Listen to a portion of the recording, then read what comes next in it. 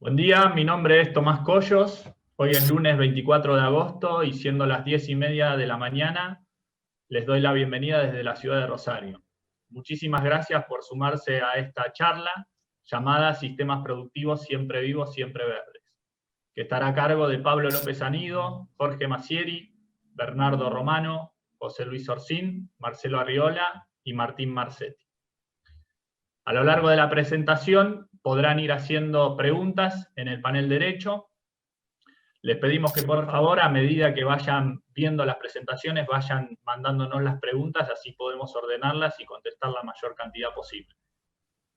Recuerden también que en la página principal del Congreso hay una sección asistentes, donde podrán contactar tanto a los oradores como los asistentes, oyentes del Congreso, para generar vínculos, incluso reuniones. No olviden pasar por el hall comercial de APRESID, donde van a encontrar entrevistas en vivo, información exclusiva para el Congreso y mucho contenido muy rico. Para poder seguir todo lo que sucede en las redes, por favor utilicen el hashtag Congreso APRESID y así no se van a perder de nada. Bueno, ya metiéndonos un poquito en el taller que nos convoca, en primer lugar tengo el gusto de poder moderar este taller con Rodolfo Gil. Rodolfo es del Instituto de Suelos de INTA Castelar y actualmente es director académico de Sistema Chacras de APRESID. Bueno, Rodo, bienvenido. Estamos con mucha expectativa por este panel, siempre vivo, siempre verde. Parece sencillo el desafío, parece como está tener que producir imitando a la naturaleza, ¿no?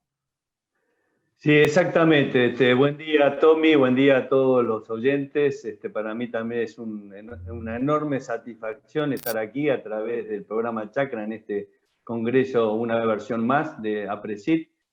Y sí, en este panel de Siempre Vivo, Siempre Verde, pero quizás para el panel que hoy nos toca y lo que vamos a escuchar, Tommy, me parece que el título que más le cabría es Siempre Verde, Siempre Vivo, porque si uno se pone a pensar, si se quiere, el punto de partida es la captura de la energía, de la energía que recibimos del sol a través de la fotosíntesis, y que si uno se pone a pensar, eso es el primer paso de toda una cadena de montaje, si se quiere, una cadena de montaje de procesos que van generando productos y que de alguna manera debería estar en equilibrio. Me parece que de eso vamos a escuchar mucho hoy, y lo bueno de esto es que lo vamos a escuchar en boca de productores que son los que realmente entendieron el tema y que también están manejando esa cadena de montaje de la manera mejor posible, tratando de algo que yo escuché hoy de Víctor Sadras, que habló sobre la salud equilibrada. Y esto creo que es lo que están intentando lograr estos productores, manejar esa cadena de procesos, si se quiere, tratando de alcanzar el equilibrio con el menos disturbio ambiental, Tommy. Exactamente, Rodó. Necesitamos agua, nutrientes, luz, dióxido de carbono, temperatura, que son recursos sobrados en este país.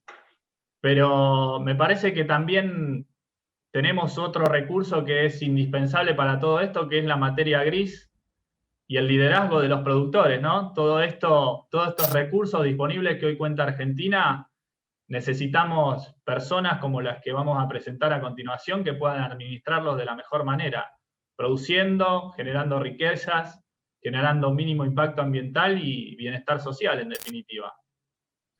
Sí, coincido totalmente. Por suerte la Argentina, además de sus recursos que siempre nos admiramos, uno de los principales recursos es justamente, como vos decís, en este caso el productor, muchos productores que están convencidos, y quizás en eso la siembra directa fue un poco la que también nos movió la cabeza, porque fue un cambio muy significativo en la forma de pensar y en la forma de trabajar.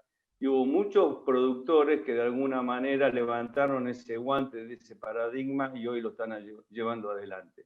Así que, para no demorar más, Tommy, porque creo que estamos muy ansiosos de escucharlos a ellos, los protagonistas, que además me gustaría destacar que son miembros fundadores de algunas chacras, del programa Sistema Chacras de APRESID, con lo cual, bueno, te cedo el privilegio de presentar a estos productores de lujo. Bueno, Rodo, muchas gracias. La charla va a estar a cargo de Pablo López Anido.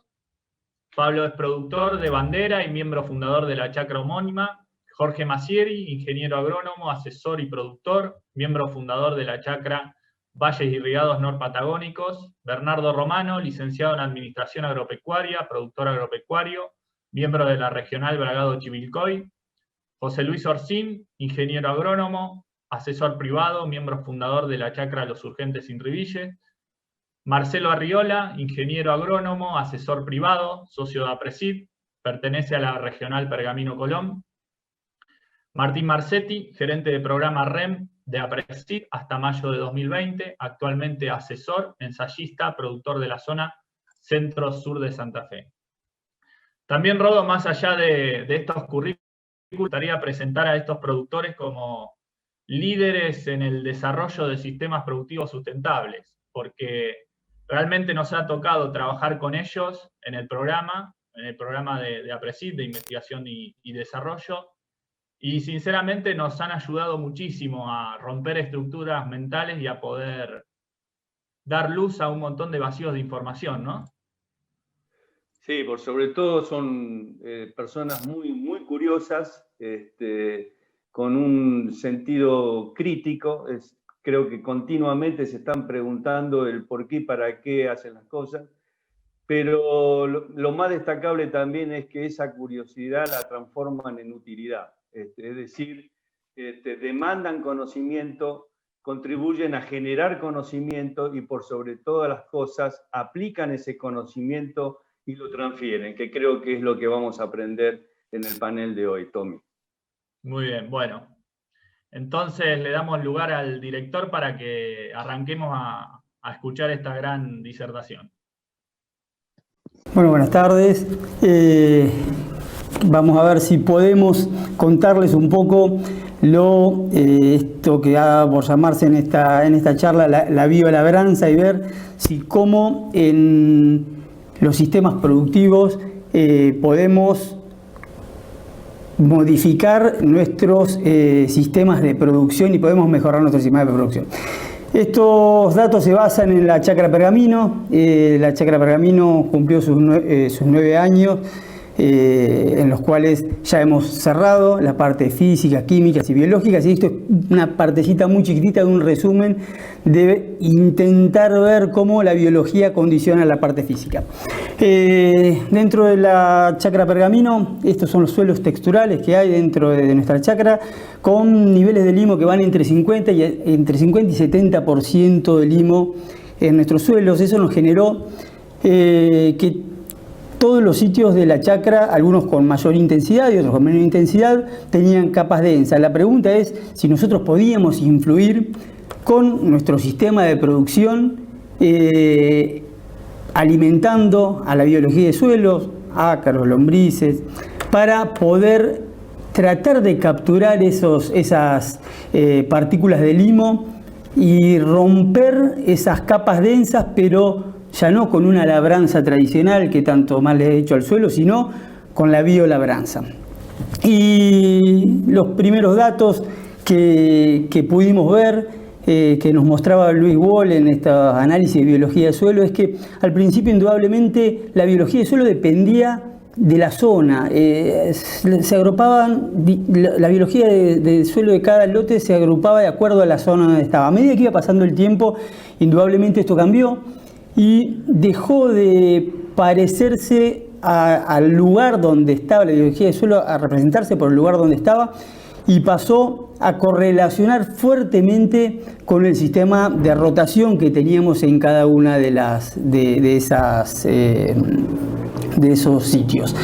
O sea que indudablemente podíamos modificar fuertemente la biología del suelo de acuerdo a nuestros distintos cultivos que hacíamos en el tiempo. Estos índices de intensificación los pudimos correlacionar en el cierre de la chacra y pudimos, una de las alegrías más grandes que tuvimos entre la chacra, que podíamos modificar nuestros stocks de carbono.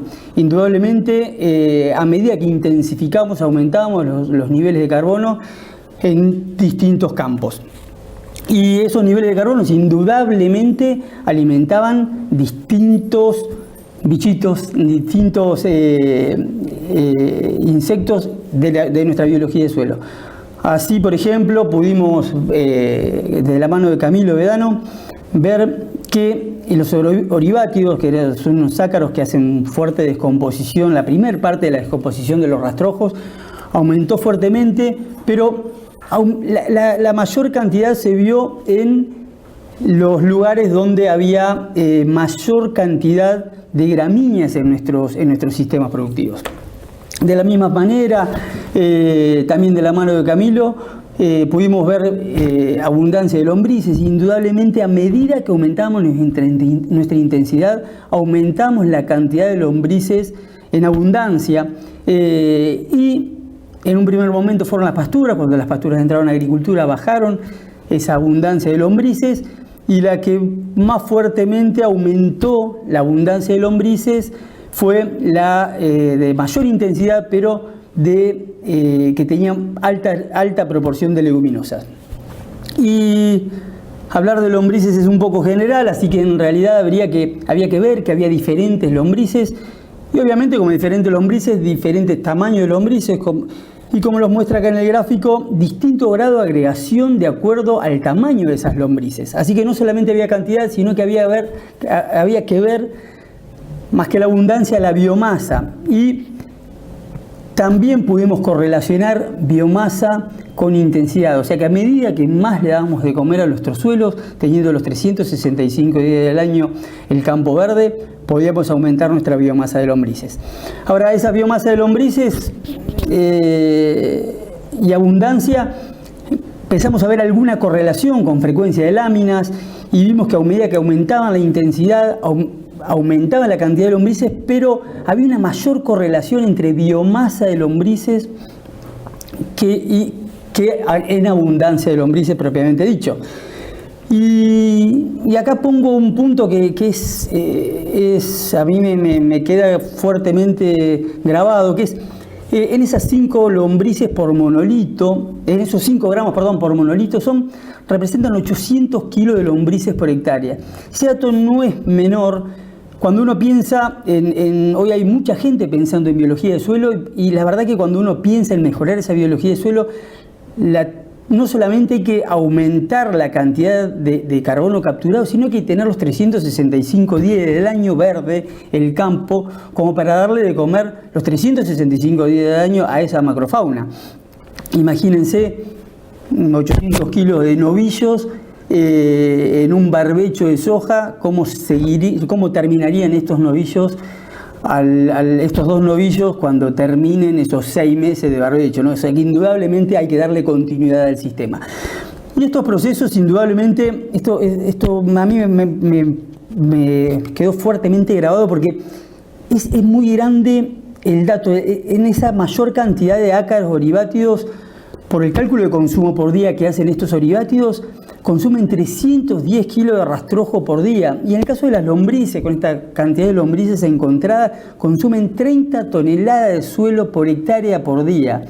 Vaya, si hay actividad abajo de nuestro suelo, y hay que darle de comer indudablemente. Y esto ya tratando de entender si podíamos, con mayor intensificación, mayor biología del suelo, si podíamos modificar los macro y mesoagregados.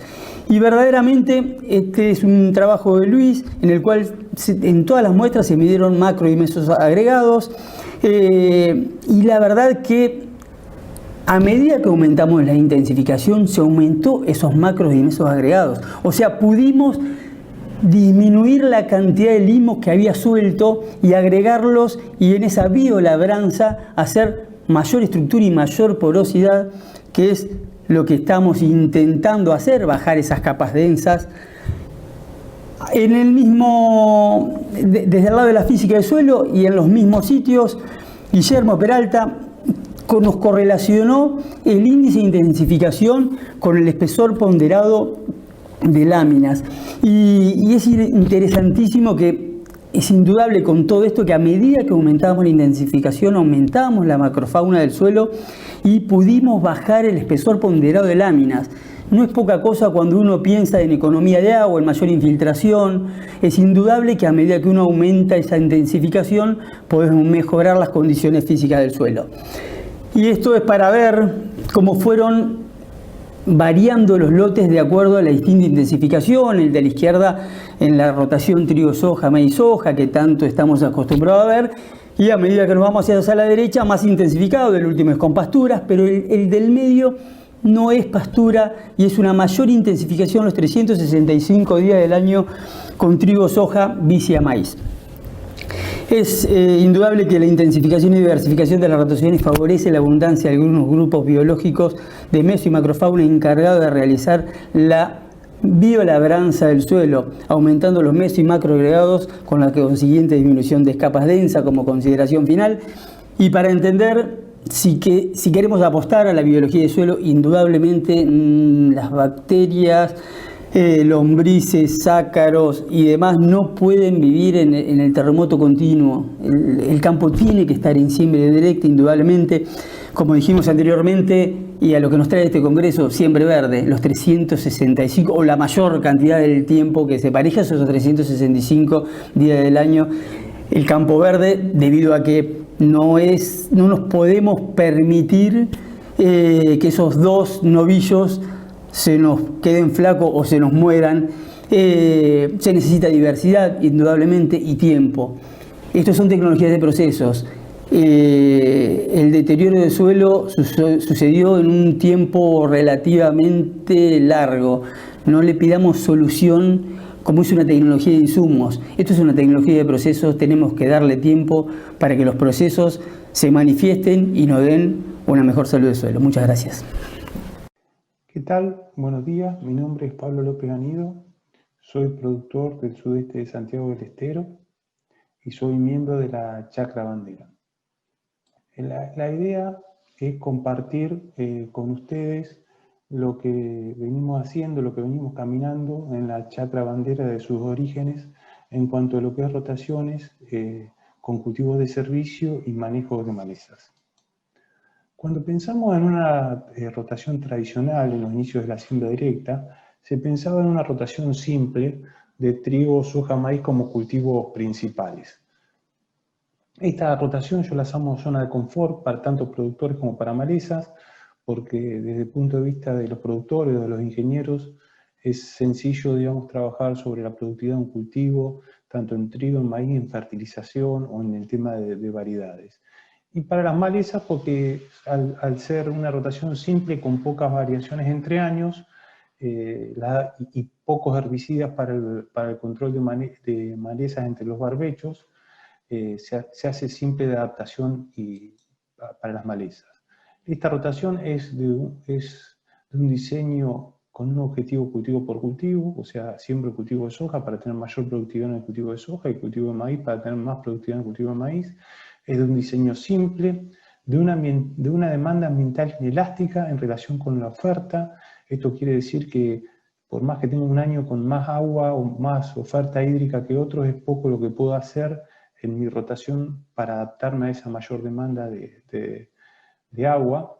Los productos que se generan en la rotación son productos por un lado vendibles, que son 3 productos, trigo, soja y maíz, y por otro lado servicios ambientales, digamos que no ofrece demasiados servicios ambientales esta rotación. Y ecológicamente es poco intensa, es poco diversa y es predecible. Este tipo de rotaciones surgió este tipo de problemas. Esta foto es una foto que tomé en octubre del 2006 y representa la tercera denuncia de un biotipo de sorgo alepo resistente al glifosato. Esta tomada en la zona de bandera. Desde ese momento hasta la actualidad el problema ha ido creciendo y se han ido sucediendo distintos tipos de malezas resistentes y malezas tolerantes, lo que desencadenó que en el 2012 formáramos la Chacra Bandera para ocuparnos de este problema. Desde los inicios de la chacra empezamos a trabajar con este tipo de ensayos, en el cual, aparte del uso de herbicidas, trabajamos con cultivos de servicio y veíamos cómo respondían las poblaciones de maleza y cómo se suprimían las mismas. Hicimos ensayos, digamos, con distintos cultivos de servicio, distintos momentos de secado y siempre con testigos. Obteníamos resultados como en lo que representa el cultivo de servicio y el testigo sin cultivo de servicio. También trabajamos en cultivos consociados de leguminosas y gramíneas, como en este caso centeno y vicia, y también con siembras aéreas. En general tenemos resultados como estos, en lo cual acá se ve el nivel de supresión de maleza en dos ambientes, uno que es el de las Dolores, en el cual hay menor número de malezas presentes naturalmente en el lote, y otro ambiente como el de las Chicas, en el cual la presión de maleza es mayor, y cómo actúan con una herbicida residual los distintos cultivos de servicio sobre la supresión de malezas. Como vemos en este caso, cuando no usamos herbicidas residuales, en el caso de las Dolores, la supresión de malezas siguen siendo muy importantes, por arriba o cercanas al 90%, en cambio en un ambiente con mayor presión de malezas como el de las Chilcas, por ahí con la supresión que hace de los cultivos de servicio sobre las malezas no es tan importante. Esto lo que quiero representar es que los cultivos de servicio para manejo de malezas es una tecnología de procesos y no es una tecnología de insumos. Entonces es necesario e importante adaptarlo a cada caso. En este caso, en las Dolores, usando solamente cultivos de servicio podemos lograr un excelente control de malezas, y en el caso de las Chilcas, como vimos en la diapositiva anterior, al cultivo de servicio es necesario incorporarle un herbicida residual, una adición de tecnologías.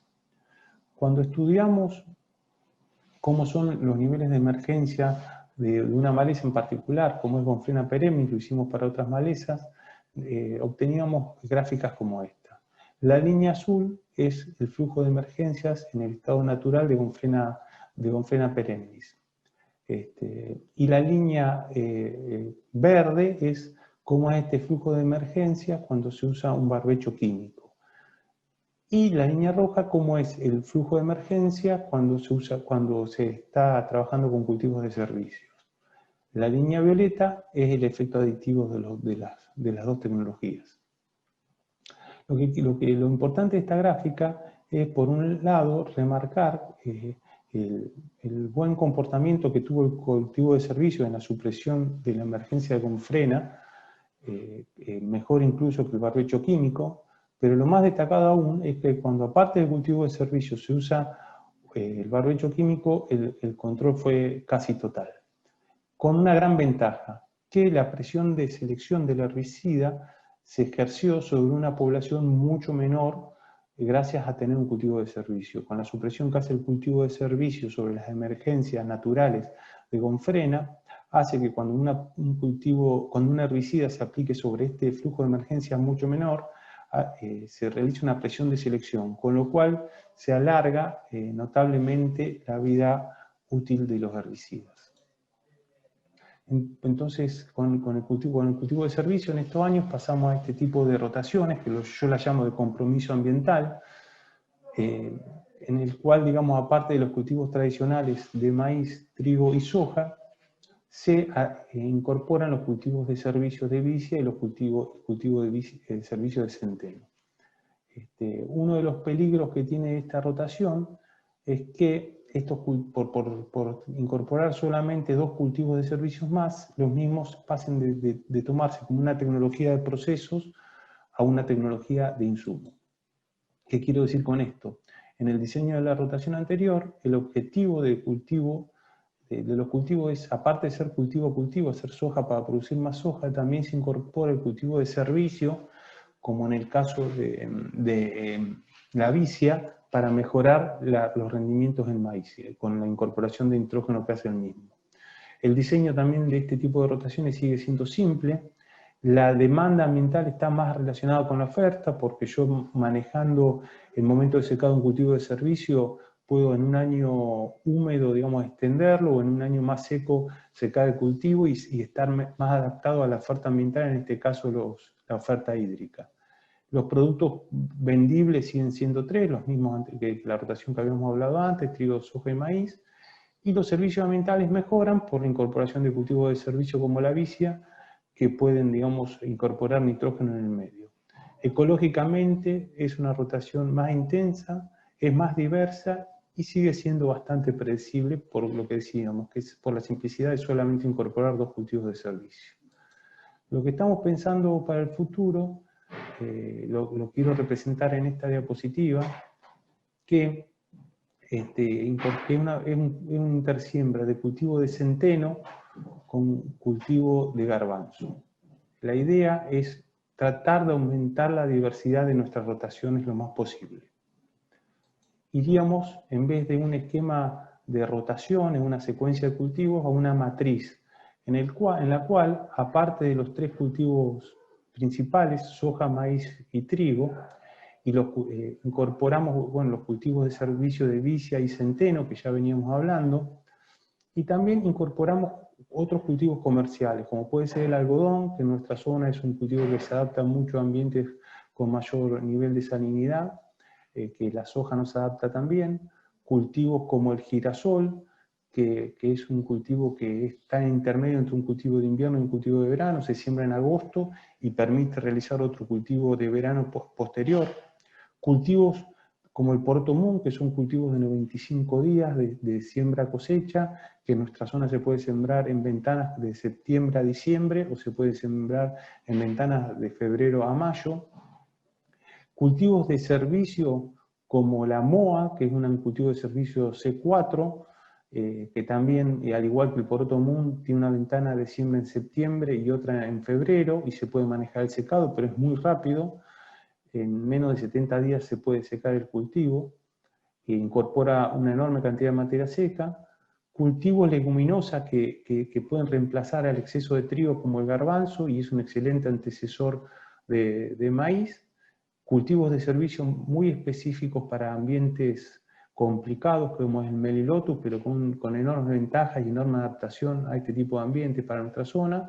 Y el sorgo como un cultivo de renta, que con la incorporación de los nuevos materiales con tecnología CL nos permite utilizarlo en algunas zonas problemáticas en el manejo de malezas y de mala calidad de ambiente.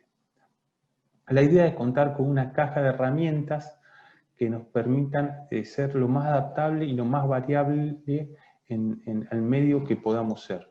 Los diseños de las rotaciones pasan de ser, digamos, de una secuencia de cultivos a una matriz de cultivo, en el cual voy teniendo proporciones de cada uno de los cultivos y voy variando de acuerdo a los ambientes. Es un diseño complejo.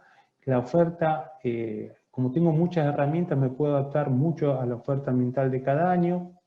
Los productos, para el caso del ejemplo anterior, son 8 los productos vendibles. Los servicios ambientales se dan en los cultivos de servicio, que tengo más cultivos de servicio, pero también en los cultivos de renta.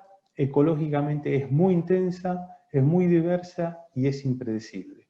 Para el caso del ejemplo anterior es una matriz de cultivos agrícolas, pero en el caso de ganadería, incorporar la ganadería, la matriz sería mucho mayor.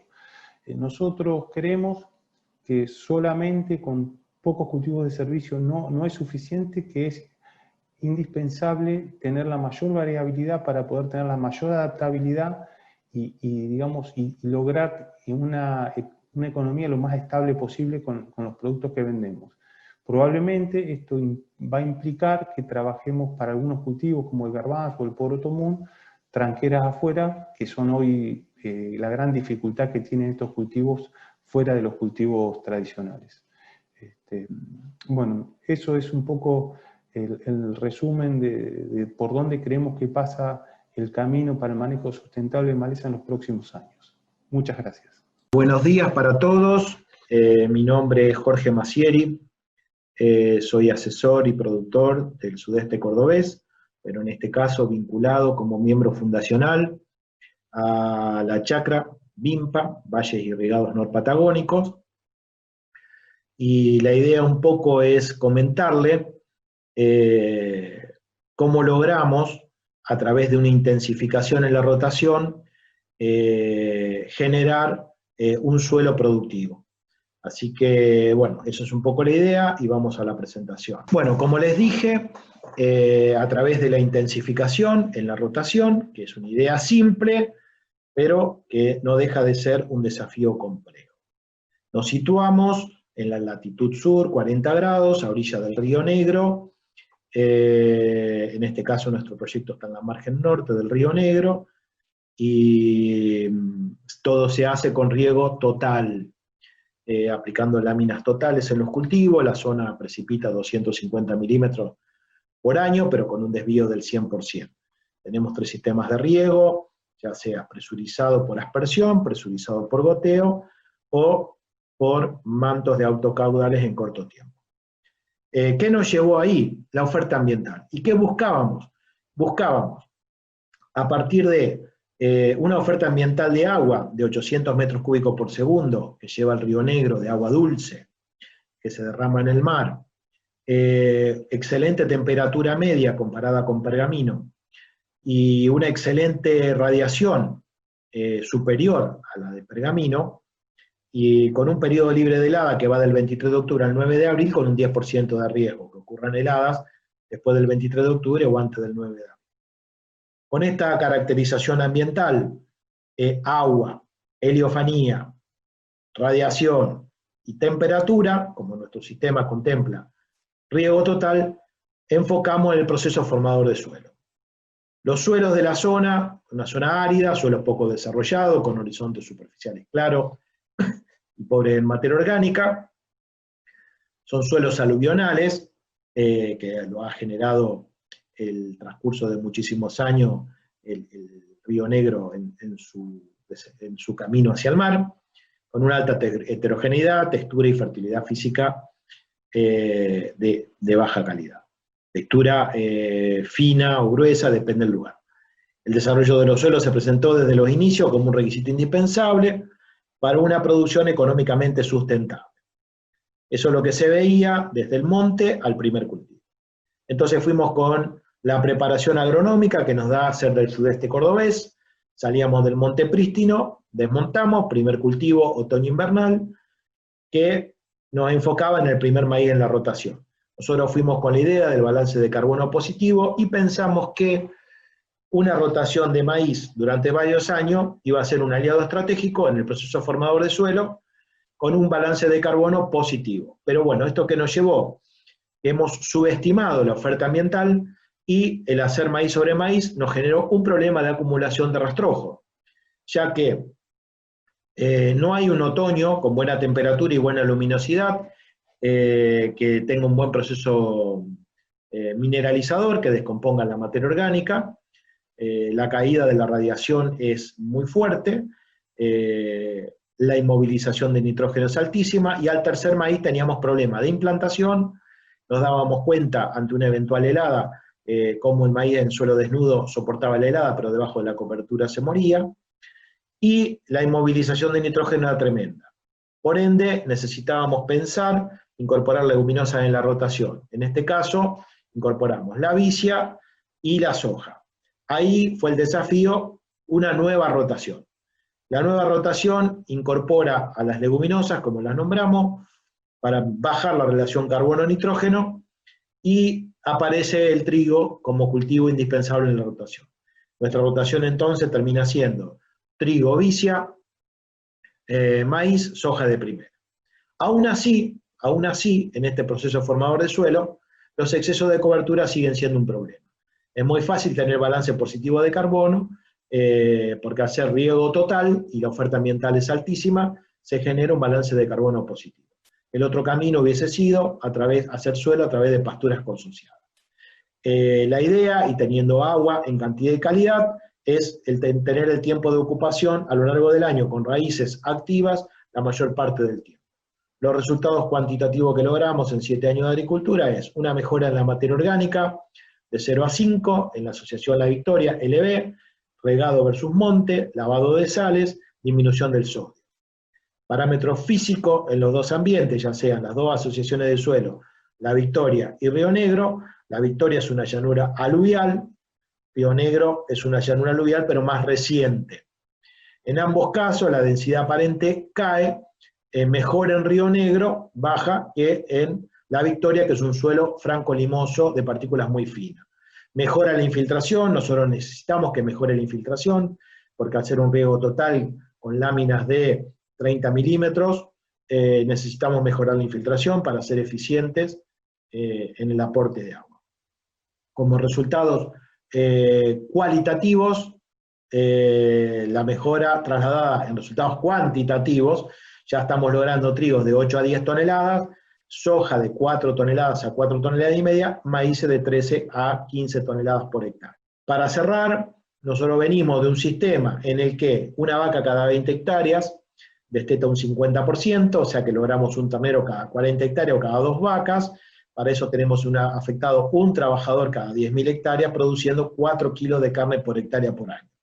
Con la rotación que planteamos nosotros, haciendo uso de los residuos, de los excedentes que quedan en la rotación convertidos en kilos de carne, tenemos una rotación integrada en la que comparten el trigo, el maíz, la soja, la vicia, que es pastoreada por los animales, los rastrojos de maíz por los animales, la alfalfa produce 20 toneladas por hectárea por año, y también podríamos incorporar al girasol en la rotación. Así que bueno, de esta manera, a través del agua como no limitante y la oferta ambiental, intensificando la rotación, generamos de una idea simple un suelo que es bastante complejo hacerlo funcional para esta rotación. Bueno, nada más, muchas gracias, abierto a las preguntas. Buen día a todos, mi nombre es Bernardo Romano, socio de APRESID de la Regional Bragado Chivilcoy, participante de Chacras. Agradezco la invitación del equipo para esta charla y a APRESID, por supuesto. La presentación se trata de ¿podemos mejorar el ambiente y ser rentable en campos arrendados? Partimos de lotes que son trabajados bajo el sistema de siembra directa, con no remoción y presencia de cobertura, diversidad e intensidad de rotaciones, nutrición balanceada de los suelos, manejo integrado de plagas, manejo responsable de productos fitosanitarios, con intensidad de la rotación de 1,5, con cultivos de trigo, soja de segunda y maíz, que desde hace 12 años se empezaron a intensificar con doble cultivo de cosecha y cultivo de servicio. El doble cultivo de cosecha era la incorporación de cebada antes del maíz tardío, pero teníamos un problema que el primer año tanto la cebada como el maíz rendían muy bien, pero por su alta relación carbono-nitrógeno de los rastrojos se iban acumulando mucho a través del tiempo y los cultivos subsiguientes iban decreciendo en rendimiento. En cambio, con la vicia antes del maíz ocurría todo lo contrario, porque la relación de carbono-nitrógeno era menor, a su vez la vicia incorporaba nitrógeno, entre 60 a 90 kilogramos para el maíz y entre 30 y 40 para el trigo subsiguiente, entonces todos los cultivos de rotación iban aumentando en rinde. A su vez, esto también nos ayudaba al control de las malezas resistentes y a la disminución de la aplicación de los productos fitosanitarios como los residuales. Esta incorporación de los cultivos de servicio dentro de la rotación, con la mayor cantidad de cultivos vivos dentro de la misma, es lo que hoy llamamos en APRESID la agricultura siempre verde. Con esto tratamos de lograr mayor actividad biológica, mayor fotosíntesis y mayor captura de carbono, y esto nos da servicios ecosistémicos de control de maleza, de incorporación de nutrientes, de mejor uso del agua, mantenimiento de la diversidad de los sistemas. En el año 2013 formamos la Chacra Bragado Chivilcoy para empezar a medir en forma científica todos los ensayos, para tratar de disminuir la brecha productiva entre los rendimientos potenciables y lo que alcanzábamos. Entonces empezamos a probar estos cultivos de servicio en los maíces tempranos. Y le dimos más complejidad al sistema, incorporando también una crucífera, además de la leguminosa y la gramínea. ¿Para qué? Para que cada una trate de aportar lo mejor de lo suyo y forme una sinergia entre las tres. Que veíamos que el rendimiento de los maíces, a medida que era más compleja la intensificación, era mayor, logrando hasta 1.700 kilos de diferencia de rinde. Cuando teníamos rabanito forrajero, bici y centeno, había una disminución del impacto ambiental de las aplicaciones de hasta un 30%. Para eso usamos el EIQ, que es el índice de impacto ambiental de la Universidad de Cornell, que bajaba de 90 a 34 cuando entre un maíz sin cultivo de servicio o un maíz con cultivo de servicio, sin aplicación de productos, tanto en maíces tempranos como tardíos, que el balance de carbono pasaba a ser positivo en los años que había maíz, y también cuanto más compleja era esa identificación, más positivo era ese balance de carbono. En nuestra zona hay una pérdida de entre 1.000 a 1.200 kilos por hectárea de carbono por año, y estos cultivos aportaban entre 1.200 y 1.400 kilos por hectárea por año. En esa línea de trabajo empezamos a probar en el año 2017 siembra viva de maíz sobre el cultivo de vicia y trigo. ¿Y qué veíamos? Que funcionaba muy bien, que aumentaba la operatividad de la sembradora, porque prácticamente se podía sembrar todo el día, y que a su vez la calidad de siembra era la óptima. ¿Qué pasaba? Antes de esto, nosotros secábamos el cultivo de servicio con un rolo o con producto fitosanitario, y teníamos pocas horas del día durante las cuales se podía sembrar, porque cuando había humedad tanto a la mañana como a la tarde, la sembradora actuaba como una champion, porque no cortaba el rastrojo, sino que directamente arrastraba todo. De esta forma, con la siembra viva no pasa esto. Y acá les voy a mostrar, el maíz ya implantado, todavía sin la aplicación del producto, y ya en B5 con la aplicación del producto, como ven, ni un problema el maíz, y con una alta cobertura que ayuda a controlar las malezas. Esta es una foto del lote después del 23 de diciembre del año pasado, donde cayó una helada. Ese lote tiene problemas de profundidad con un B2T en la mayor parte del lote, entonces la helada afectó al maíz ahí, donde no pudo profundizar la raíz del mismo, donde pudo profundizar no celó, y en ese lote no se hizo aplicación del nitrógeno sintético, solamente tiene el nitrógeno biológico que aportó la vicia, y rindió 106,50 quintales por hectárea, tuvo un balance positivo de carbono de 300 kilogramos por hectárea, porque el cultivo de servicio tuvo 8 toneladas de materia seca y tuvo una rentabilidad del 25%. Estas son raíces de maíz en lotes estabilizados con cultivos de servicio, donde ven que las raíces del maíz no tienen ningún tipo de limitación, y esas lombrices, que después Marcelito Arriola les va a contar los diferentes tipos que hay, pero estas lombrices son las que indican el mayor grado de sustentabilidad de un sistema. Estas son raíces de soja también en sistemas estabilizados de siembra directa, con cultivos de servicio, como ven no tienen ningún tipo de limitación. Estas son diferencias de fertilidad medidas este año, ahora hace poquito, en lotes con diferentes historias de años de sistema de siembra directa y alambre de por medio. Un lote que tiene 3 años de historia, otro lote que tiene 14 años con 12 de cultivo de servicio. En el lote con menos años, la materia orgánica es de 3.37, en el mayor 4.25, hay una diferencia de 26% de materia orgánica. El NAN 56 contra 85, 51% de diferencia. Y nitrógeno de nitratos 21 contra 31, 48% de diferencia. Esto quiere decir que a medida que pasa el tiempo, cuanto más tiempo pasa, mayor mejora del suelo hay. En cuanto a la nutrición de los cultivos de servicio, el objetivo es potenciar los beneficios de los mismos, el mayor aporte de nitrógeno biológico, los demás nutrientes, el control de malezas y el aporte de carbono. Para que se den una idea, 1 tonelada de materia seca de vicia aporta 30 kilogramos de nitrógeno, 4 kilogramos de fósforo elemento y 1,7 de azufre. O sea, una cantidad importante de nutrientes.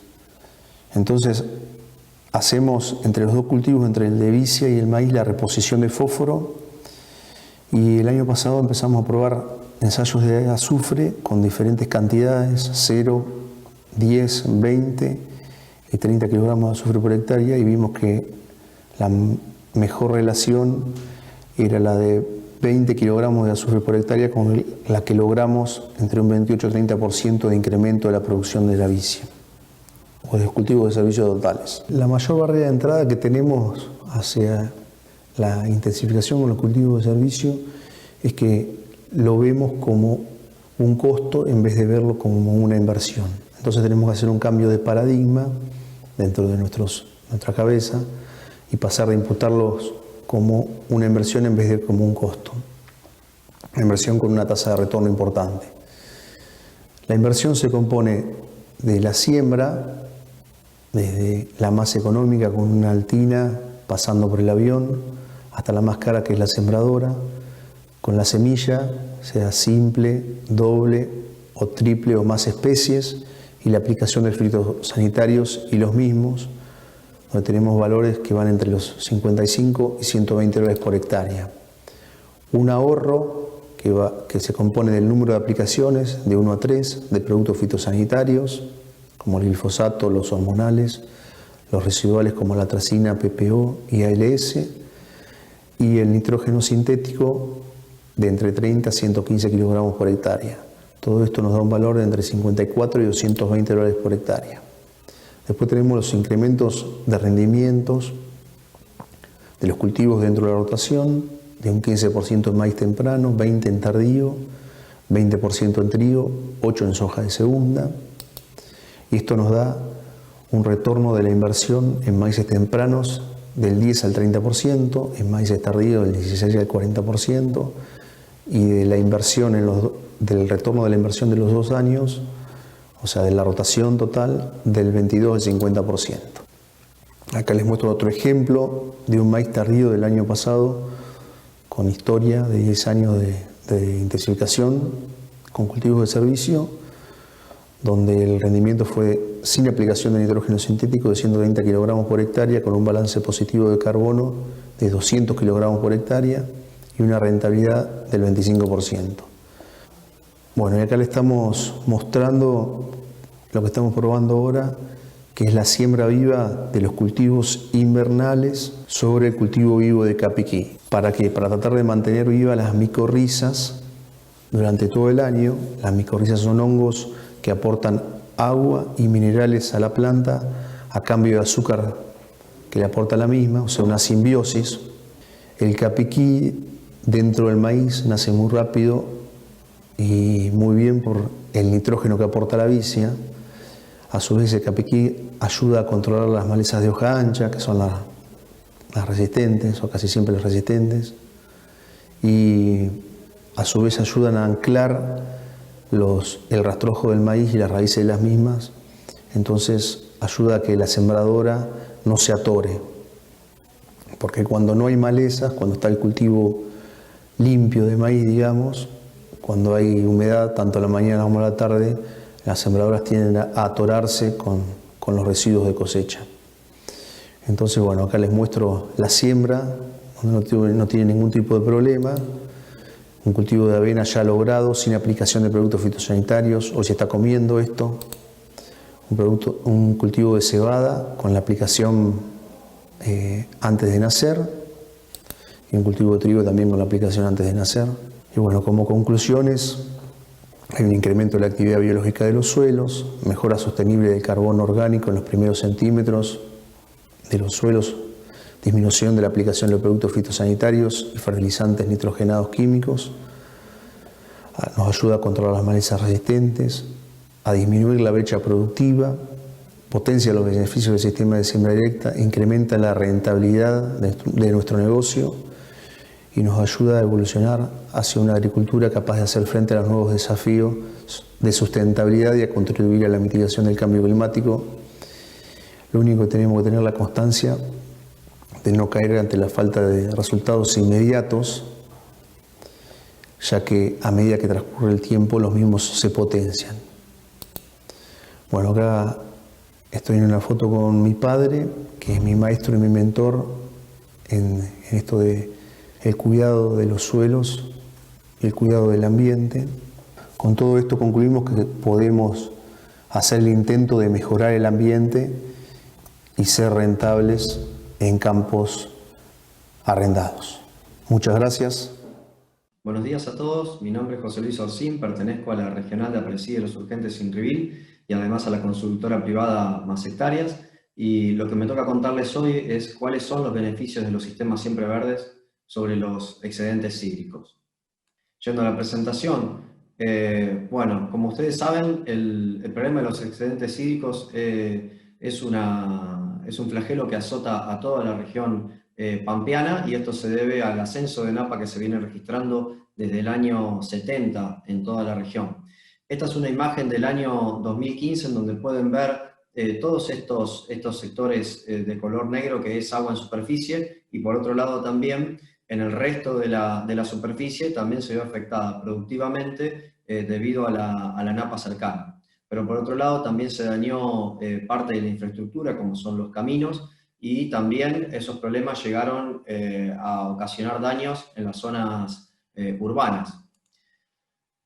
Esta es una nueva realidad que hoy tenemos, que la napa se encuentra estabilizada entre el nivel superficial y los 5 metros de profundidad, y es un nuevo escenario que tenemos, lo cual por un lado representa una amenaza porque puede volver digamos, otra vez con lluvia por encima de lo normal a ocasionar problemas, pero por otro lado también puede generar posibilidades o oportunidades, porque la napa oscilando a un determinado nivel puede elevar los potenciales productivos de la zona. Entonces, como productores tenemos cierta responsabilidad en poder definir en alguna manera para qué lado podemos ir con el tema de esta amenaza u oportunidad. Los emergentes de este problema fueron 2 chacras, una es la de Justiniano Pose y otra es la de los Urgentes Inrivil. La de Justiniano Pose abarca lo que son las brechas productivas en ambientes con y sin napa, y la de los Urgentes Inrivil abarca la cuestión del tema del agua, pero a nivel de cuenca. Lo que sabemos hasta el momento es que los factores que gobiernan la dinámica de la napa son el clima a través de las precipitaciones y la evaporación, la vegetación a través del consumo, el relieve y la infraestructura humana.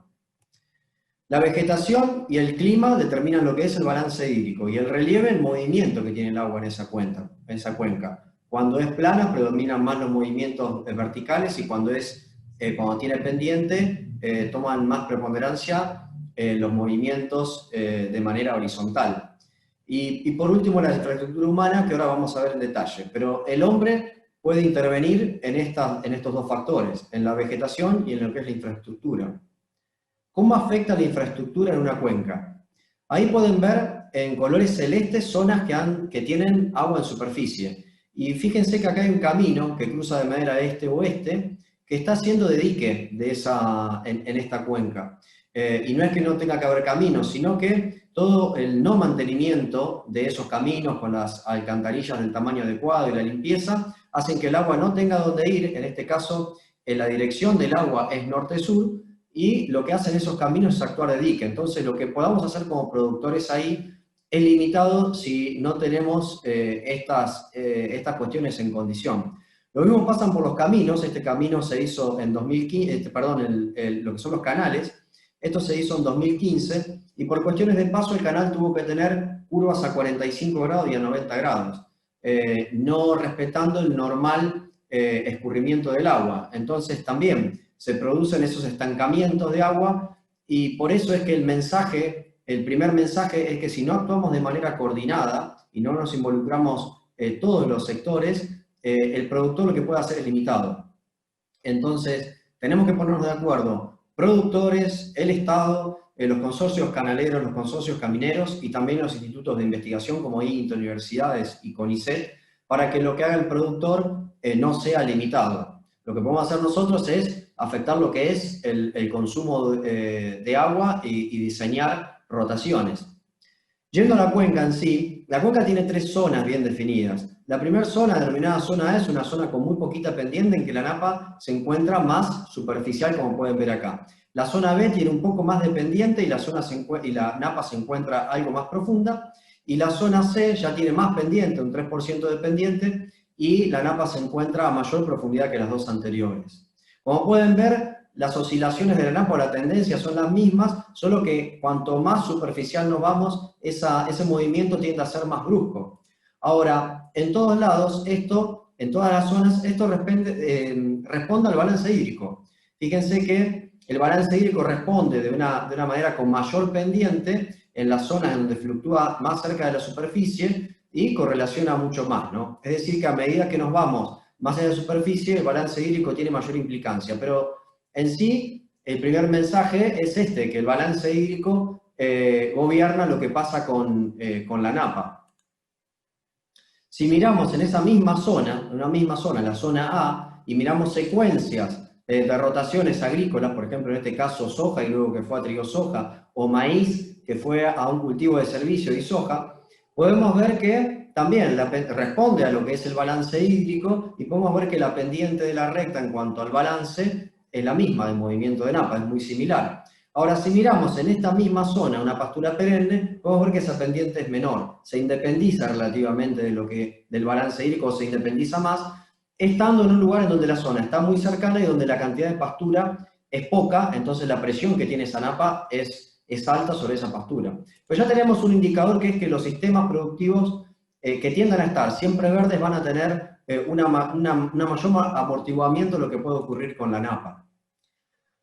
Esto es la cuenca La Redención. Como pueden ver, en esta cuenca hay un 38% de barbecho químico que va a soja y por otro lado hay un 8% de superficie que va a cultivo de soja pero que tiene un cultivo de servicio. Un 6% de pastura permanente. Este consumo ponderado promedio nos arroja 722 milímetros por hectárea por año, ¿sí? Pero esto tiene un excedente respecto a la oferta hídrica que tenemos, y son 7 millones de metros cúbicos a nivel de cuenca, que están sobrando y que están alimentando la napa. Son 165 milímetros por hectárea por año que sobran. Ahora bien, ¿qué pasa si tomamos esa superficie del 38% de soja y solamente hacemos la práctica de tener un cultivo de servicio entre los dos cultivos estivales? Son solamente 20 milímetros más de promedio ponderado, nos iríamos a 742 y uno pensaría que no es mucho más, es menos del 3%, sin embargo por la superficie que abarca es un 12% de consumo total anual. Entonces ya el sobrante es algo más de 6 millones de metros cúbicos y no los 7 que teníamos antes, solamente con esa primera práctica. Cuando hablamos también de intensificación, podemos estar nombrando rotaciones agrícolas, esto es monocultivo de soja, y luego si hacemos rotaciones típicas como trigo soja, maíz y soja, o trigo soja, maíz, podemos ver que a mayor intensificación, mayor consumo por parte de los granos. También podemos hacerlo a través de los cultivos de servicio, agregando cultivos de servicio en esas rotaciones, ¿sí? Y bueno, si tenemos también pastura, obviamente aquí estamos cerca de la oferta, ya sea con un 40, con un 35, con un 30% de pastura permanente, lo podemos combinar con cultivo de grano o con cultivo de servicio también, pero podemos ver que prácticamente podemos consumir toda la oferta hídrica que hay. Pero fíjense la diferencia que hay, por ejemplo aquí, en el monocultivo de soja al tener un cultivo de servicio. Uno piensa que no es demasiado este consumo de parte de los cultivos de servicio. Y eso tiene que ver con lo ineficiente que son los barbechos para guardar agua. O sea, estamos haciendo una práctica, que es la del barbecho químico, para poder guardar agua para los cultivos de verano, y es una práctica totalmente ineficiente. La eficiencia del barbecho con respecto al agua que hay almacenada en el suelo del otoño y la que llueve, en nuestra zona no supera el 20 o 30%, o sea que tenemos esa agua, llamémosla gratis, para poder estar haciendo un cultivo con todos los beneficios que ello representa.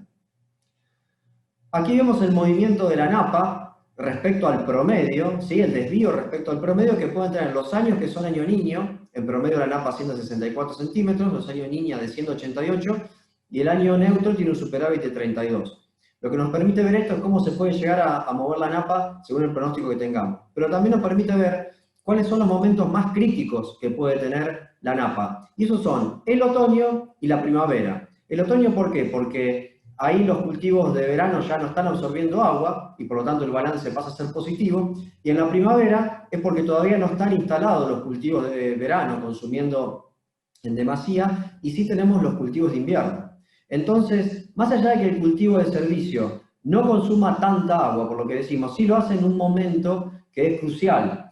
Por ejemplo, esto es una comparación en la zona A, en lotes de maíz y soja con respecto a alfalfa, y entre ese maíz y la soja va una avena de pastoreo, que se siembra al voleo sobre el cultivo en pie, sobre el cultivo de verano en pie. Y acá pueden ver cómo, más allá de la madurez fisiológica de los cultivos de verano, en las líneas naranja y celeste, cómo sigue bajando el consumo por esa avena que va a pastoreo. Y lo mismo ocurre con el tema del trigo. En ese momento donde tenemos la peligrosidad de lo que es la primavera, el trigo es donde empieza a consumir mayor cantidad de agua. Pero hay una cuestión con el tema de los sistemas ganaderos que naturalmente es lo que mejor les sienta, digamos, la integración ganadera en estos esquemas naturalmente son los que más consumirían agua. Esto es, en esa zona, en suelos clase 1 y 2, ¿cómo podemos tener alternativas que la estamos haciendo de trigo de doble propósito, o ryegrass al voleo en maíz, o avenas al voleo en maíz, o también avena al voleo en soja? ¿Sí? Son todas alternativas que le caben naturalmente a este esquema. Ahora, si pensamos hacerlo con agricultura, con respecto a lo que es la soja continua, estos son el promedio de 2 sitios en 4 campañas, vamos a ver cuánto más podemos aumentar el consumo, la producción de grano, y por ende el consumo también, de lo que son las rotaciones de cultivos. Acá tenemos rotaciones más intensivas, por ejemplo, con trigo, soja, maíz, que se adopta bastante en nuestra regional.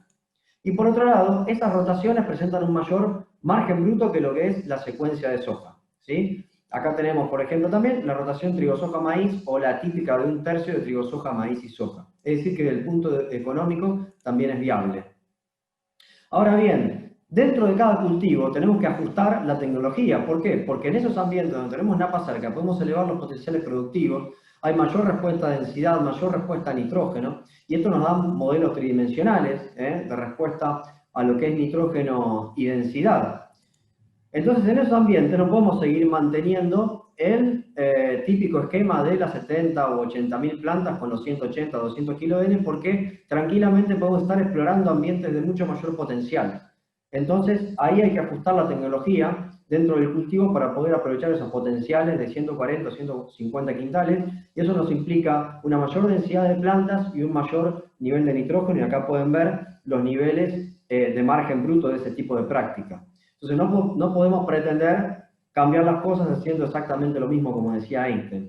Y por otro lado, bajo estas prácticas estamos consumiendo mayor cantidad de agua. Acá pueden ver este consumo con estos colores de casi 630 milímetros contra lo que veníamos habitualmente entre 480 y 544.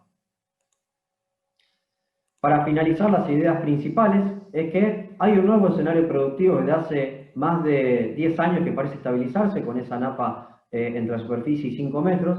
En este escenario la dinámica de la napa está fuertemente influenciada por el balance hídrico y las interacciones humanas.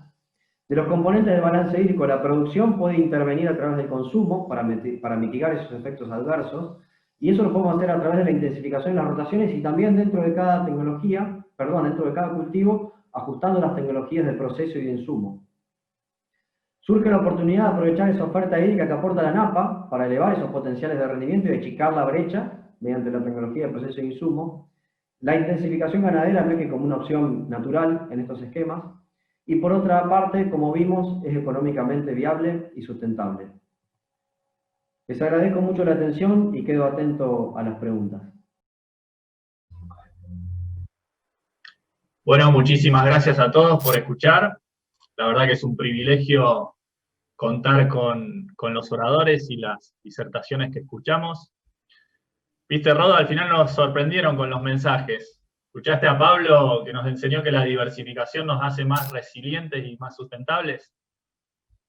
Sí, si bien uno ya los conoce de estar trabajando en el programa, pero no se deja de sorprender. Lo mismo que Jorge en Patagonia. Siempre decimos que el suelo sin agua es como una roca meteorizada, pero cuando le pones agua se transforma en un reactor biológico.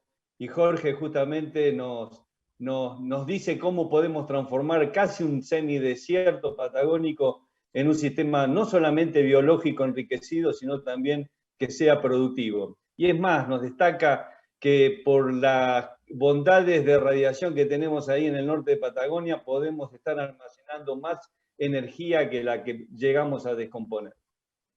Tal cual. ¿Y qué me decís de Bernie con ese mensaje bueno, Bernardo, revolucionario?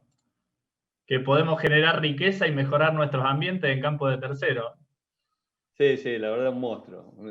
Innovador por excelencia. Lo mismo que José Luis Orsín. Volvimos de nuevo al agua, y donde el agua hoy es una amenaza por los problemas de inundaciones y ascenso de las napas, él nos está mostrando que en realidad es una oportunidad. Pero que, como decimos, la sustentabilidad no es individual, sino es colectiva. En este caso particular, también para ser efectivos en las estrategias de manejo, tenemos que ponernos de acuerdo a nivel de la cuenca. Eso me parece que fue un mensaje muy fuerte que nos hace falta, sobre todo para el desarrollo local y regional.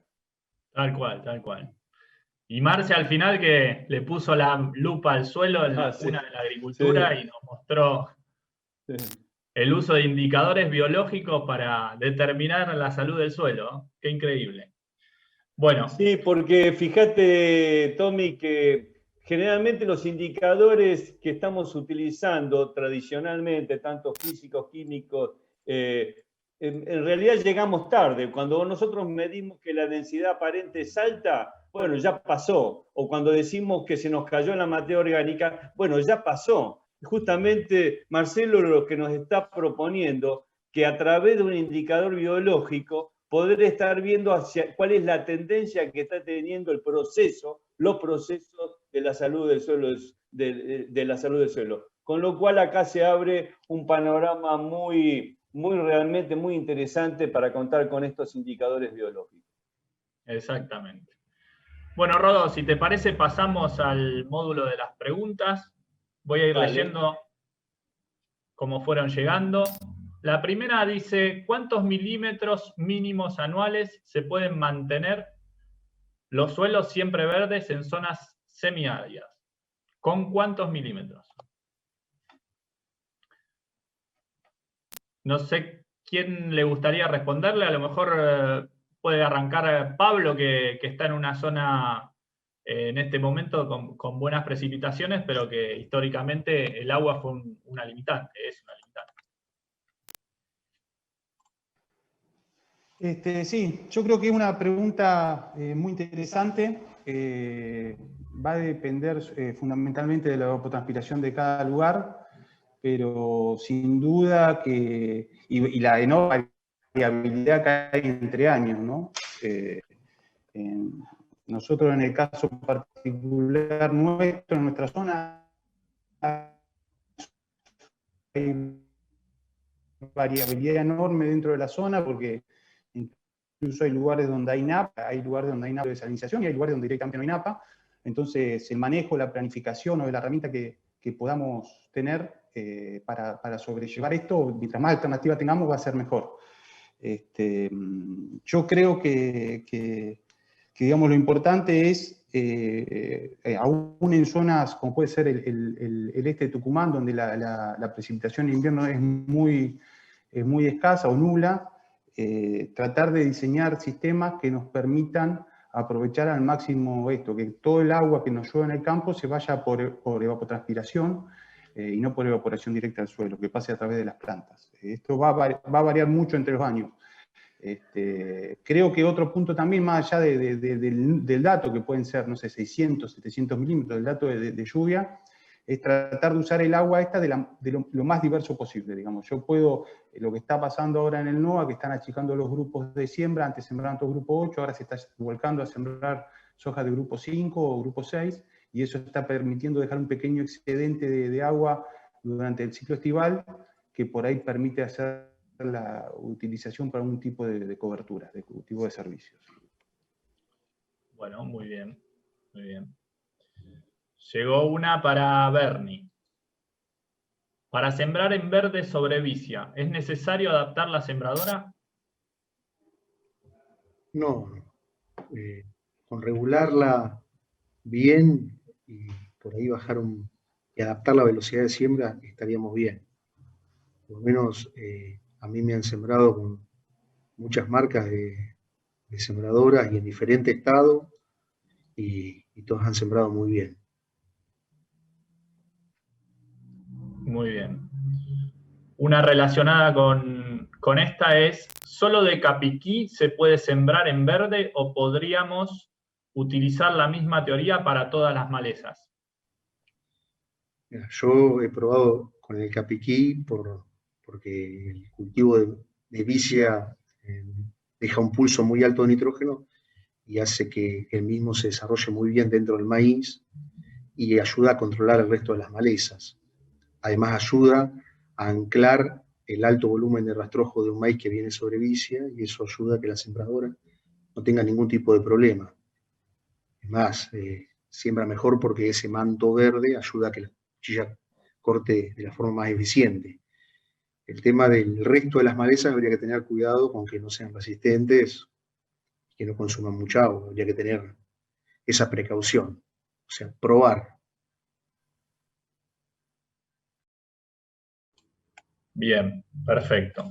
Hay otra para Bernie. ¿Usás residual post-emergente de maíz cuando lo sembrás sobre vicia en verde? No, solamente la mezcla de glifosato con hormonales para que corten lo que hay hasta ese momento. Bien, perfecto. Bueno, Rodo, no sé si tenés alguna más. Sí, en realidad es una pregunta que me gustaría hacerle al grupo, al que quiera animarse a contestarla, por justamente su vocación, su espíritu innovador que tienen todos. Y es que nosotros vemos que hay una brecha entre el conocimiento que hoy está disponible y la aplicación de ese conocimiento.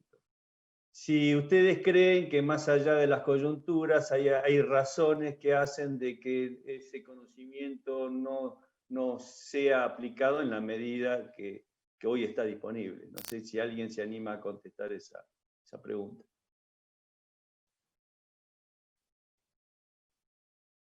Marcelo, te estoy mirando con cara sonriente que tenés ganas de contestarla. No, a ver, yo creo que la brecha existe. Yo soy un poco crítico con la profesión.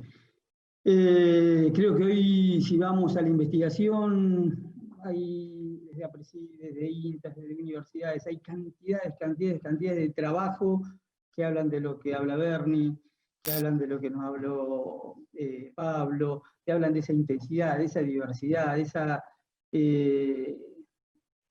meterse en un círculo virtuoso y salir del círculo vicioso de la pérdida de suelo en los que nos pusimos.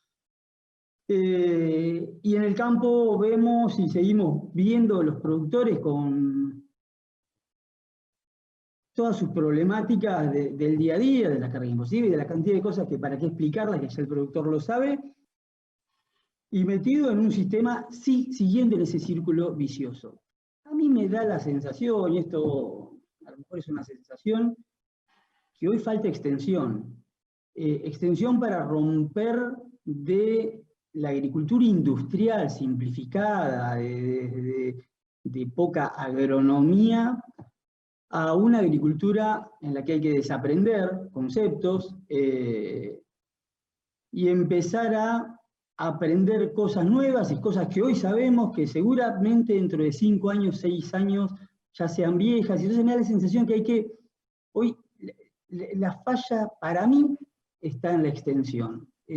Hoy yo soy crítico conmigo mismo y me pregunto qué es lo que hago para en un campo en el que estoy asesorando no puedo convencer, cuando yo estoy convencido que es el norte a seguir, meterse en ese círculo virtuoso de cada vez generar más suelo, incluso más suelo, mejores suelos que los suelos originales, ¿no? Entonces, hoy soy fuertemente crítico en eso, a veces me cuesta creer que el problema sean los alquileres. Indudablemente los alquileres empiezan a ser un problema, pero nos seguimos metiendo aún en los alquileres en círculo vicioso. los vemos en campo propio, o sea, hay gran cantidad de campos propios que están absolutamente simplificados. Entonces me da la sensación que el productor no tiene la obligación de tener que estar absolutamente con todas las herramientas en la mano. Me da la sensación que la extensión hoy es el nexo que está fallando para que en cada uno de los campos se pueda mantener este siempre verde y esta siembra directa que nos propone hoy en este Congreso. Me diste pie, si me permitís, Tommy, porque me dio pie, Marcelo. Y es que es como que estamos cómodos en ciertos aspectos y por eso nos dominan los commodities, parafraseando. Y me gustaría hacerle, ya que nos habló a Pablo, ¿cómo se sale de los commodities, Pablo?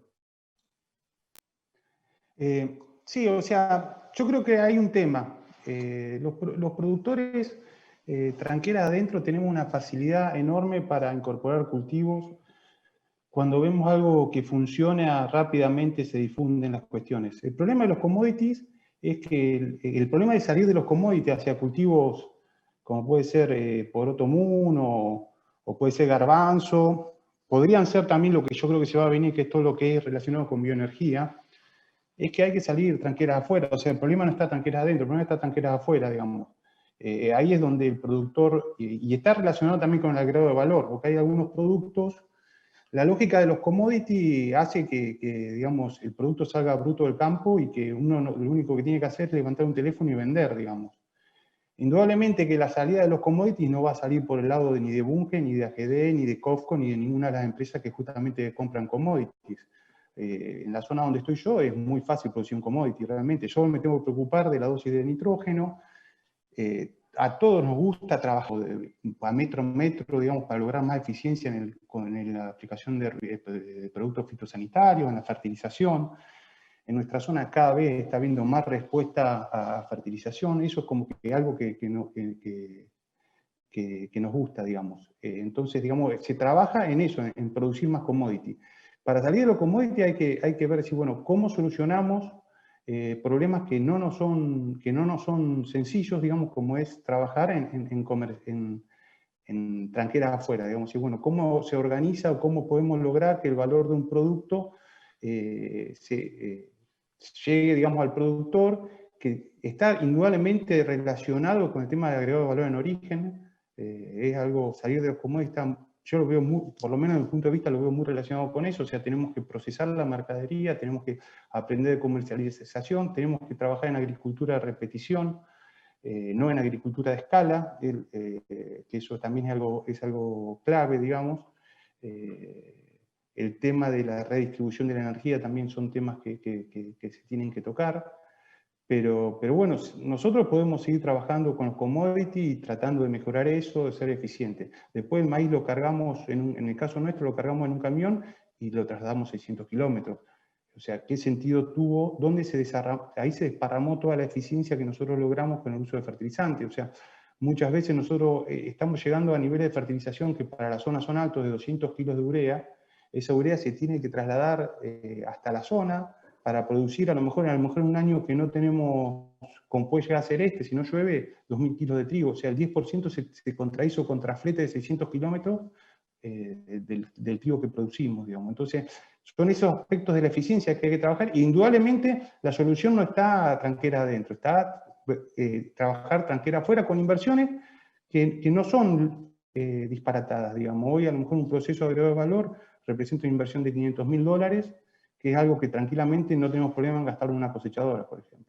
Entonces, creo que el problema es ese, digamos, que el commodity es cómodo, ¿no? Bueno, Pablo, muchísimas gracias. Creo que también Jorge y el resto tiene algo para aportar.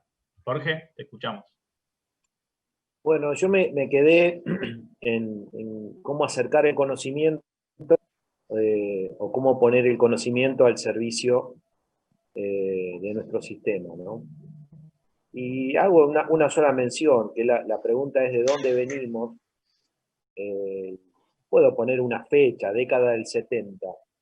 Nuestro sistema estaba en un círculo de confort y nos permitimos ir degradando el suelo. Lo que nunca nos dimos cuenta es que esa degradación no fue en equilibrio e integrada, se fue desarticulando en partes, pues hoy nos toca la difícil tarea de regenerarla y ponerla a esa degradación en un punto de regeneración. Y es ahí donde yo creo que nos tenemos que abrazar en el marco de un sistema de producción, integrar todos los conocimientos,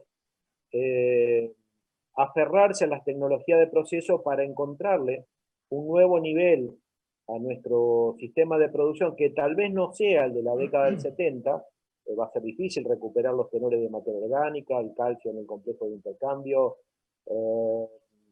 potasio, zinc, pero yo creo que el desafío es eso, es tratar de abrazarnos a los conocimientos para que nuestro sistema encuentre un nuevo equilibrio, y en eso lo cierto.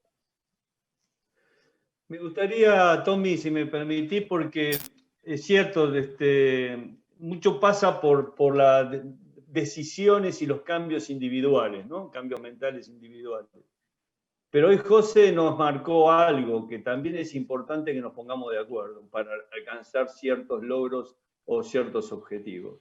¿Nos podés ampliar un poquito eso, José, de la necesidad de ponernos de acuerdo? Bueno, buenos días. Sí, yo creo que, digamos, me toca estar tanto en lo privado y dentro de la regional, tantos años como asesor de la misma y ahora como miembro, y veo que hay una tasa diferente como se adoptan las tecnologías de proceso en el ámbito privado, que el convencimiento, como dice Marcelo, es el mismo que uno tiene, pero el grado con el que adoptan los productores las tecnologías en lo privado, cuando uno lo transmite a cuando lo viven, porque en la regional, a través de la chacra lo viven, los productores van intercambiando, tienen otra dinámica, van exponiendo todos los defectos, las virtudes, lo van viendo, todos los errores, y eso cuando se vive como un proceso, se incorpora mucho más rápido, es una cuestión cultural, digamos, de que tiene ese productor que va intercambiando y cómo lo va haciendo. Después nos vamos dando cuenta también que nuestra capacidad de llegada, como decía Marcelo, como asesores y en la extensión, y bueno, tiene ciertos límites en donde necesitamos la interacción de otros actores. Yo ahí lo veo fundamental. ¿Por qué digo esto? Porque en las diferentes cuencas vimos que haciendo lo que hacíamos y compartiéndolo y demás, pero si no teníamos la interacción como dije, de todo lo que son los consorcios canaleros, camineros, el Estado también a través de las instituciones de investigación, lo que podemos hacer, digamos, se limita a eso, digamos, a nosotros como productores, y tenemos que tratar de ir más allá de tranqueras, digamos, afuera, digamos, a nivel de provincia, diría, o a nivel nacional. Yo creo que cuando los productores lo ven, lo viven, y después también cuando no llegamos a ciertos productores que no interaccionan con alguna institución o entre otros productores, a través de políticas públicas se logra adoptar mucho más rápido, ¿sí? A veces por esa vía yo creo que cuando uno ve la adopción de fertilizantes o cómo empieza a crecer el trigo y el maíz en las rotaciones, tiene que ver con políticas que tienen un impacto rapidísimo y que todo se hace mucho más ágil. El grado o el alcance que tenemos las instituciones lo hemos visto, digamos, con INTA, con la siembra directa en los años 70, o asimismo los cultivos de servicios, técnicas que tienen un montón de años, y cuando un grupo de productores se ha puesto la mochila y lo ha llevado esa técnica que quizás no le era, digamos, no fue una invención propia, pero sí buscarle la manera, empezar a buscarle la vuelta para que eso después, digamos, lo puedan ver todos. Me parece que la diferencia en la adopción y masificación fue vivirlo de manera propia, y eso es lo que tiene Chacra, que vos lo vas viviendo, y fíjense que Chacra después la información se derrama, porque vos generás información que después llega a todos los productores, ¿no? Ahora vos ves que de eso hay una brecha de aplicación, de ese conocimiento que se genera diría casi gratuito para el resto, porque después vos podés leer toda la información. Ahora, no es lo mismo cómo lo adopta la gente que lo vivió a la que lo lee de una gacetilla de difusión donde se comparte todo. Y ese es el espíritu un poco de Aprecid. Pero me parece que mucho de eso están como lo viven los productores, y repito, hay un límite de eso y después necesitamos otras cosas, ¿no? Y entre eso creo que el Estado es fundamental. O sea, Tommy, ¿Puedo ir a un puntito de la primera que me quedó a ver si contesta algo? Me parece que a la primera pregunta de qué milímetros, yo creo que Rodolfo de esto no la podría contestar Rodolfo tranquilamente, pero me parece que el límite que necesitan los cultivos está medido, qué cantidad. Un cultivo de verano necesita 400, 500 milímetros, bueno, ese sería el mínimo. Cuando nos vamos a menos y queremos producir con un cultivo que requiere eso, nos tenemos que ir a los sistemas de Jorge. Allá no tienen ese nivel de precipitaciones, pero lo están buscando de otra manera. Me parece que los recursos están, esa chacra es excelente, las cosas que ha generado, pero vayámonos al oeste, digamos, en donde Beto Quiroga tiene ese milimetraje, 400, 500 si lo hacen, y bueno, hay que cuidarlo de alguna manera, si no, el agua se nos va por otra vía. Se nos va por otra vía, y mejor transformarla en materia seca. Lo que hacen estos cultivos es consumirla en un momento en donde la perdés por evaporación. Entonces, yo si tengo que poner un valor, son esos 400 o 500 milímetros que indefectiblemente los tenés que tener para un cultivo de verano. Si lo planteás para un cultivo de invierno, como puede ser la zona del sudeste, necesitas los milímetros para el cultivo. Eso no lo podés inventar. Al menos tiene que estar eso que necesita el cultivo. El tema es cómo los cuidás y en qué momento estos cultivos te permiten consumir agua, que si no la perdés de otra manera. o sea, José, lo que me queda, lo que estás diciendo en modo de resumen, es que para el siempre vivo, siempre verde, no hay recetas. Hay que armar las estrategias para cada uno de los ambientes. Y en ese sentido solemos decir que la única salida de agua del campo, la única que es rentable y que es sustentable, es el agua que se va por transpiración. Todas las demás salidas de agua del campo son no rentables y no sustentables. Todo lo que se va por evaporación, por escurrimiento, por percolación, no son rentables. Con lo cual, lo que nosotros tenemos que tratar de hacer, ese es el desafío para cada uno de los ambientes, es armar un rompecabezas estratégico para lograr eso, para lograr que hasta el último milímetro de lluvia o de riego se vaya por transpiración. Bueno, bárbaro. Perfecto, ya estamos en los minutos finales. Vamos a tener que ir cerrando el panel para dar paso a las siguientes presentaciones. Les agradecemos muchísimo, tanto a vos, Rodo, por la moderación, a Marcelo, a Jorge, a José, a Pablo y a Bernardo por las disertaciones y sobre todo por contagiarnos de tanta pasión y tanto liderazgo, ¿no? Tanto compromiso por una agricultura mucho mejor. Así que muchísimas gracias y los invitamos a que sigan disfrutando de este congreso que está lleno de contenidos muy, muy buenos. Muchas gracias a todos. Muchas gracias.